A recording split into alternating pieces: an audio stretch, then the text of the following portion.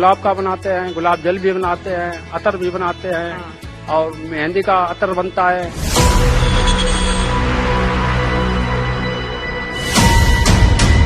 Starting हो जाएगी 150 रुपए से स्टार्ट हो जाएगी और फिर मैं इसको 5000 रुपए तक की भर सकता हूँ गुलाब में ही। इस समय जो सिंथेटिक परफ्यूम आ गया है उसने हमारी इंडस्ट्री को बिल्कुल मतलब गर्त भी कर दिया है। कुछ अच्छा किया है, मतलब किसी प्रकार का औरतों पर कोई डर नहीं है। समाजवादी पार्टी इस बार तीनों कन्नौज की सीटें जिले की जीतेगी। मुझे लगता है कि सर्व समाज इस बार मिलकर भारतीय जनता पार्टी को वोट कर रहा है। जमाने भर को क्या खबर है, इत्र की नगरी में आखिर कौन बेखबर है। नमस्कार, जॉय ई बाइक रिपोर्टर में इत्र नगरी कन्नौज से आप सभी का स्वागत है। आपके साथ मैं हूं चित्रा त्रिपाठी। यहाँ की हवाएं अपने साथ खुशबू लेकर चलती हैं। यहाँ की फिजाओं में अजीब सी गंध है। यहाँ की सोंधी मिट्टी में एक अजीब सी बेचैनी पैदा कर देने वाली ऐसी खुशबू जो दूसरों को अपनी तरफ खींचती है। और यकीन मानिए, आसमान से जब बारिश होती है तो ऐसा लगता है कि समूचे इलाके को महकाने के लिए इंद्र देवता कन्नौज पर अपनी कृपा कर रहे हों। आज इसी इत्र नगरी के अलग अलग हिस्सों में जाकर इस बारे में हम पड़ताल करेंगे कि यहाँ के स्थानीय मुद्दे क्या हैं, अपनी सरकार को लेकर इन लोगों की सोच क्या है, बीते 5 सालों में क्या बदला है और खासतौर से इत्र व्यापारियों की क्या है राय मौजूदा चुनाव को लेकर। तो चलिए चलते हैं अलग अलग हिस्सों में और आज करते हैं कन्नौज से इसी बात की बड़ी पड़ताल।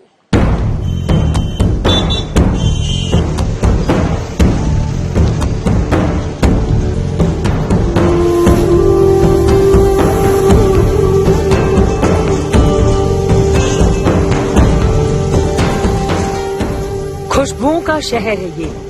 यहाँ गंगा का पानी महकता है, महकती है यहाँ की मिट्टी। हवाओं में भी महक घुली होती है। पत्ता पत्ता, रेशा रेशा खुशबू में लिपटा होता है। लकड़ी के फंगस और रास्तों की मिट्टी को भी इत्र में तब्दील कर देती है इस शहर की तासीर। ये कन्नौज है, इत्र वाला कन्नौज, खुशबू वाला कन्नौज, गमकता कन्नौज, महकता कन्नौज।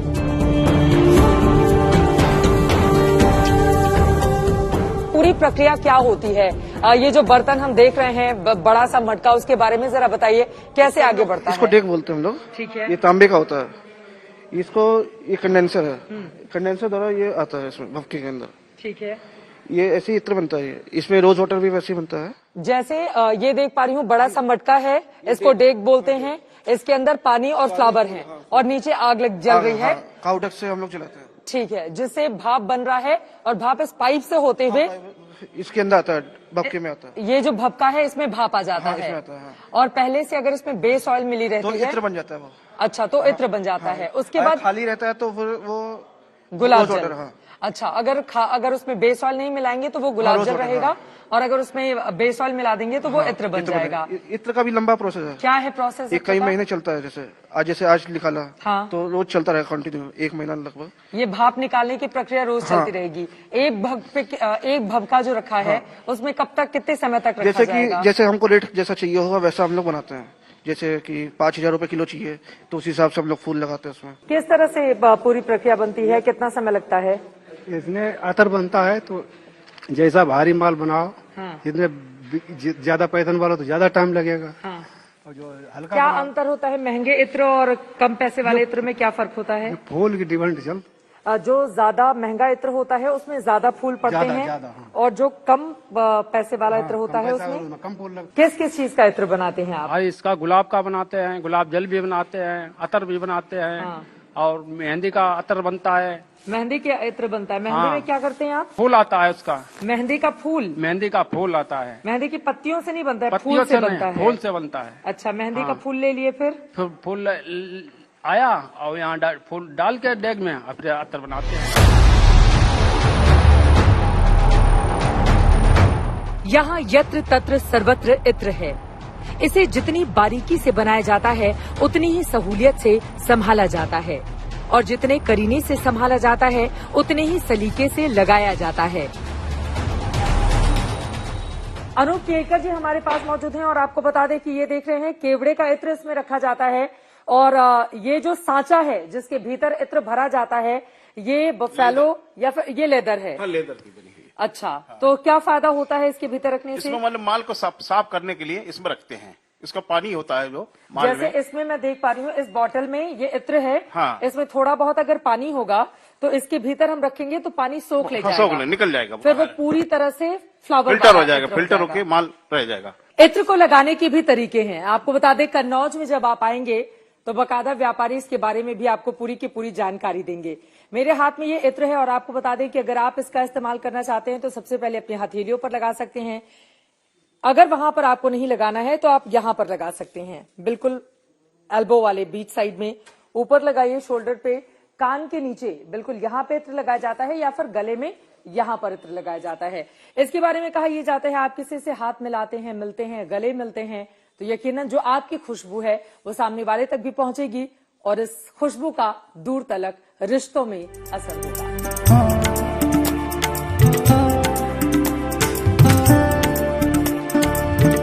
कन्नौज के खेत फूलों से सजे रहते हैं। गेंदे, गुलाब, गुड़हल, गुलबहार, रजनीगंधा, चमेली, कनेर, कलगी और सूरजमुखी से लदे खेत मन को महकाते चलते हैं। तभी तो कन्नौज में इत्र बनाने की करीब 300 छोटी बड़ी डिस्टिलरीज हैं। आप लोग खुद से यहाँ पर फूल जो है वो उगाते हैं?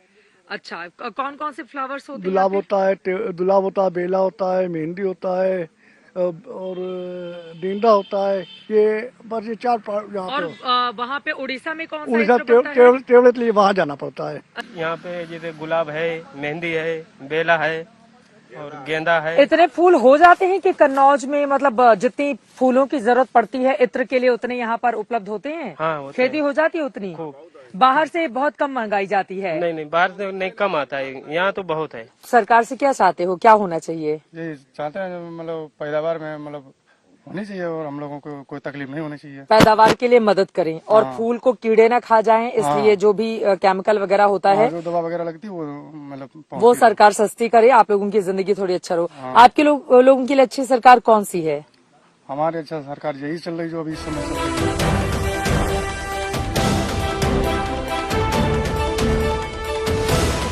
कन्नौज में इत्र की एक पूरी अलग दुनिया दिखाई देती है।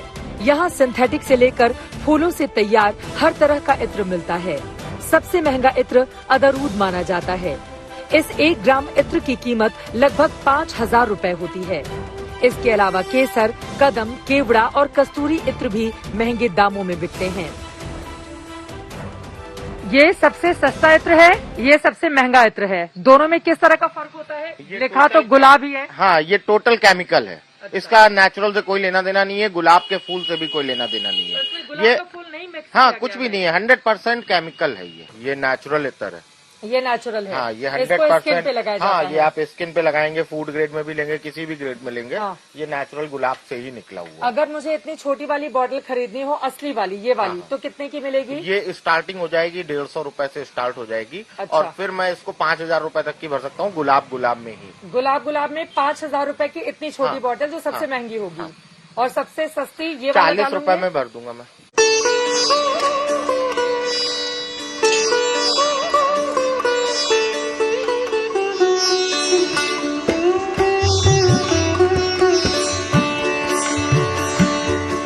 कन्नौज का इत्र पूरी दुनिया में विख्यात है। यहाँ से इत्र की सप्लाई यूके, यूएस, सऊदी अरब, ओमान, इराक, ईरान समेत कई देशों में की जाती है।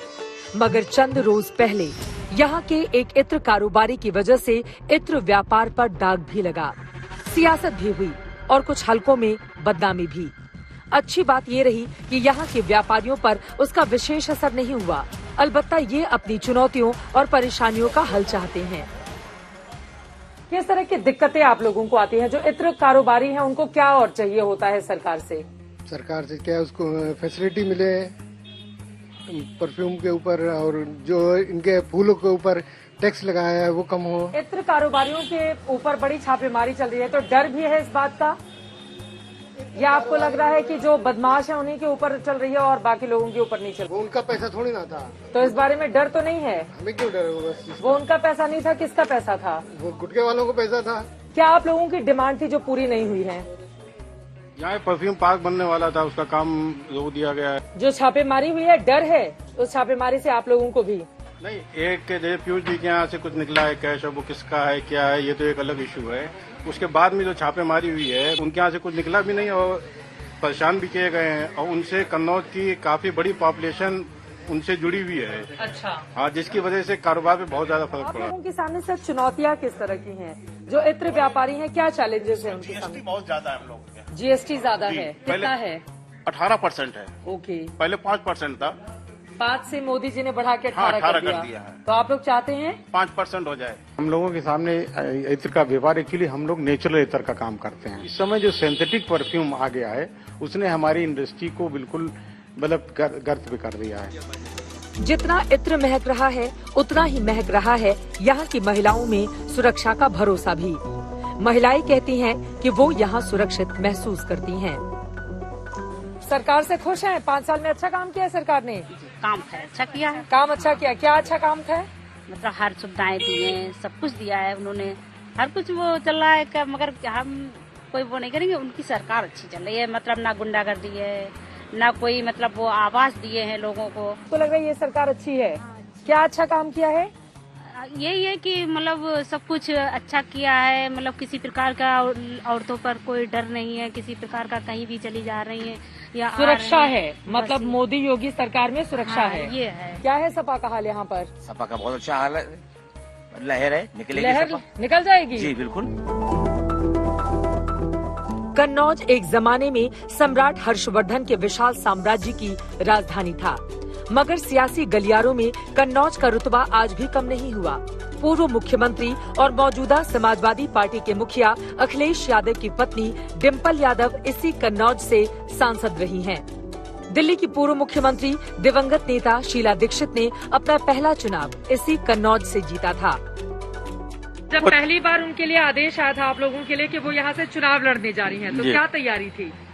इस समय उनकी कोई तैयारी नहीं थी, वहाँ आने के बाद में फिर यहाँ हम लोगों ने हमने तैयारी की। उनको लगा होगा ना कि नई लड़की है आ रही हाँ है, हाँ हाँ हाँ हाँ, क्या था दिमाग में? नहीं, उनका संबंध पहले था यहाँ बांगर मऊ में। उनकी ससुराल उगुम है। उगुम में थे उमा शंकर दीक्षित, उनका कन्नौज से संबंध रहा। उनके द्वारा वो फिर वो यहाँ पर आई। और अब पुलिस अधिकारी से राजनेता बने असीम अरुण भी इसी कन्नौज की सदर सीट से बीजेपी के टिकट पर चुनावी मैदान में हैं। 2017 के पहले तक कन्नौज को समाजवादी पार्टी का गढ़ कहा जाता था, मगर 2017 में माहौल बदल गया। कन्नौज की 5 विधानसभा सीटों में 4 पर बीजेपी का कब्जा रहा। वहीं समाजवादी पार्टी को भरोसा है कि इस बार समाजवादी पार्टी का डंका बजेगा, जीत की खुशबू फैलेगी। कन्नौज में अभी स्थिति समाजवादी पार्टी की क्या है? समाजवादी पार्टी इस बार तीनों कन्नौज की सीटें जिले की जीतेगी। पिछली बार तो बहुत मुश्किल हो गई थी आपके लिए। पिछली साल चूंकि समाजवादी कन्नौज का गढ़ रहा और कुछ ऐसा माहौल बना और ओवर कॉन्फिडेंस में भी हम लोग रहे, जिसके कारण 2 सीटें हम लोग हार गए थे।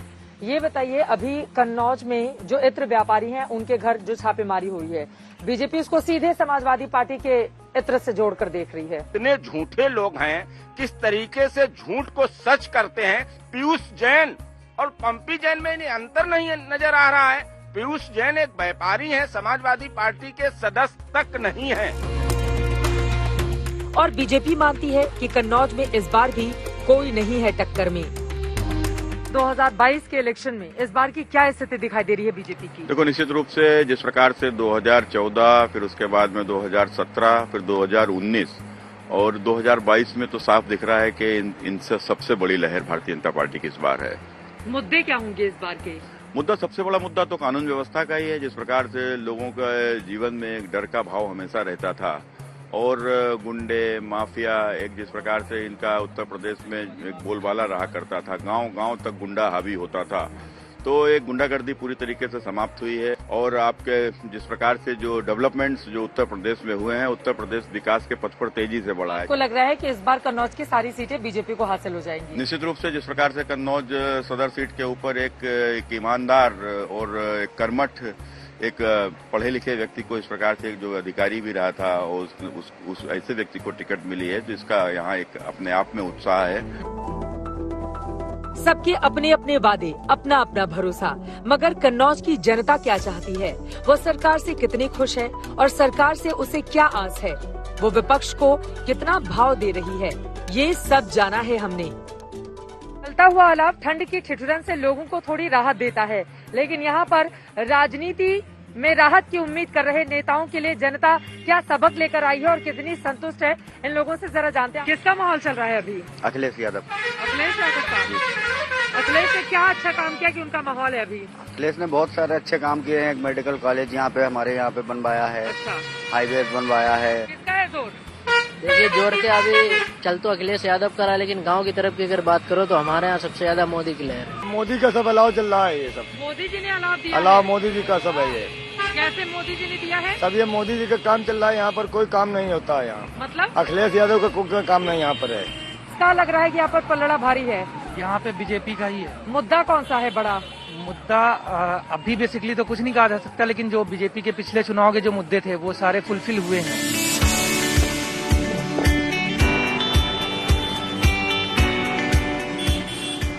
अपनी खुशबू के लिए जाने जाने वाले कन्नौज की क्या है ग्राउंड रिपोर्ट, ये तो आपने देख लिया।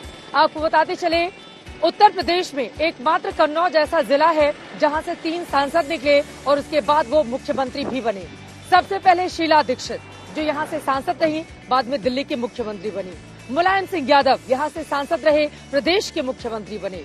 उसके बाद उपचुनाव लड़ा था अखिलेश यादव ने, यहां से कई बार सांसद चुने गए और उसके बाद प्रदेश में 2012 में जब सपा की सरकार बनी तो वो भी मुख्यमंत्री बने।